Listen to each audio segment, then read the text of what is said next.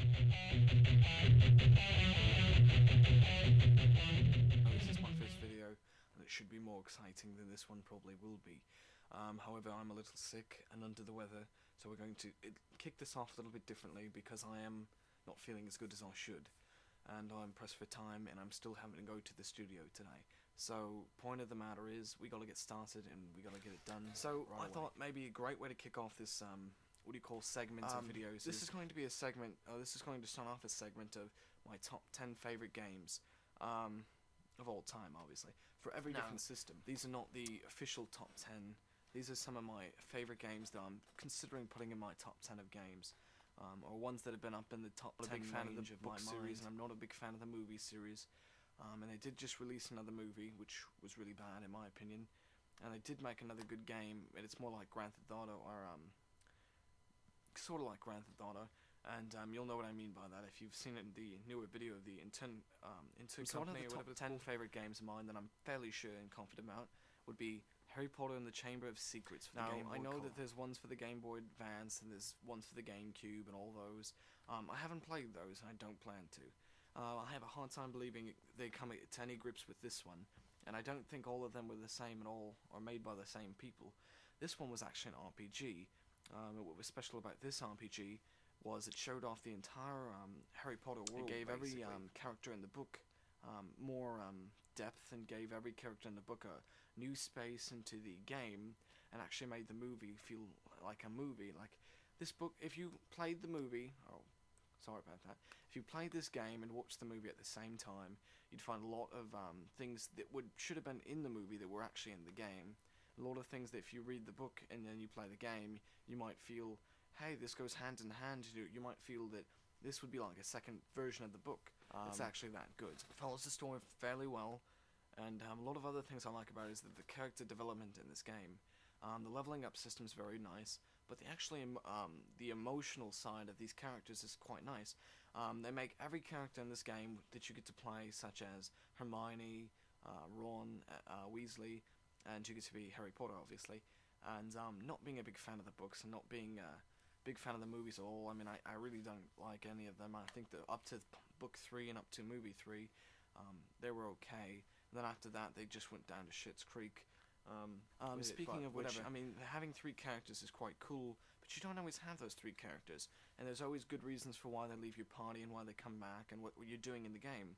And it's never just go to and then there's a lot of quests. But it's never quests like go to point A, go to point B, collect this, collect that. It's not always just that.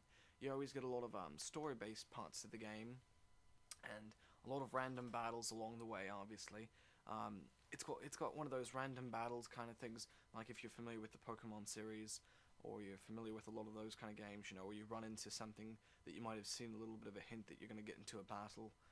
That's what this is. You actually see like a little storm cloud of like stars and like a blue thing, and you walk into it, and that basically chain reaction of what do you call battle scene. A lot of monsters basically in this game, and even if you beat the game, you might not have seen all the monsters in the game. That's kind of a cool thing to do, and what you can use is this little magnifying glass thing called I don't know what it's called, and it basically lets you examine each monster that you fight, and you use it as like a battle turn. So what I mean by that is, if you use it, that character who you clicked it with, you know, if you have like a party of 3 or party of 2, that character won't be able to attack that turn, but however he might be attacked, you know, looking at the monster. You get like knights. There's knights that try to attack you in this game. There's bugs. There's turtles. There's snakes. Well, obviously there's snakes, and then there's different types of each one. There's like different colors, like blue, red, and like greenish blue for each one of these two. Like bouncing things that look like kind of like bouncing balls. A bunch of different things. The ending boss is obviously going to be the snake thing, Baltimore or whatever. The snake. That's actually fairly hard. And I was way above all the different characters in the game with the levels. I'd beat everything the first time I'd played this. I was beating all the wizards. I was having no fun at all because I was so good. And then I'm on like level 56, and I get to the snake, and all of a sudden I'm getting killed right away. And it was very hard again. It was just like a reality check for me. Because when you get to the snake, you really do need to be prepared. You need a lot of potions, you need full health for each of your party, which by then you'll have Ron, Weasley, and Harry, and you'll obviously be able to use them all at the same time. But it really doesn't make a difference. The snake is so powerful in this game. So the boss of the game is very good, and it doesn't leave you with that same feeling that one of my favorite games of all time does, which is kind of a nice thing later. And I like this game a lot. The graphics are nice, the music's very charming. You don't really. There's mini games in the game too, which fit in kind of funny, such as the bowling. And you can actually play that before you actually find it in the game, which is a Halloween party basically with a bunch of ghosts and stuff that Harry's invited to, and only Harry goes. And then you're actually allowed to bowl in the game, which is fun, and the bowling's actually nice. And if you played Tekken Dark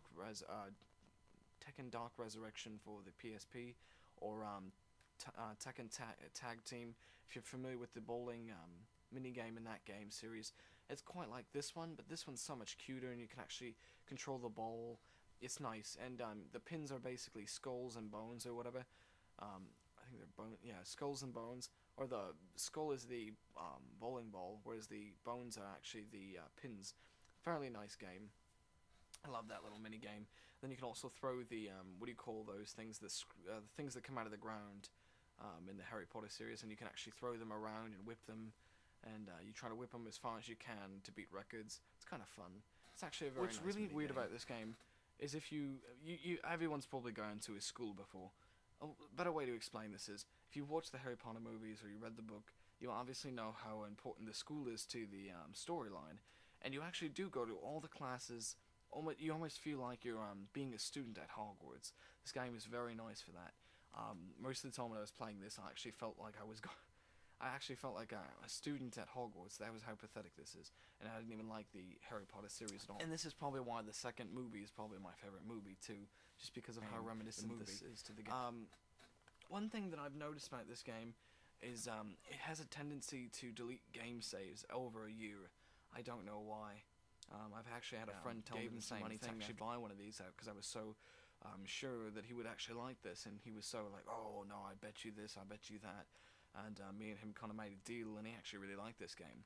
About a year later, we realized when we went to play it again, it basically reset itself, and he kept it in a box great in his game. Room. I mean, this is an amazing game. I really like it a lot.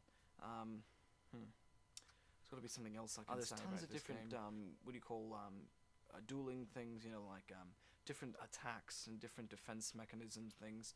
The potions. You get the jelly beans for different things. I mean, there's so many things in this game you can do and get. Even when you beat the game, you still have more you do die every time you do go back to the hospital wing.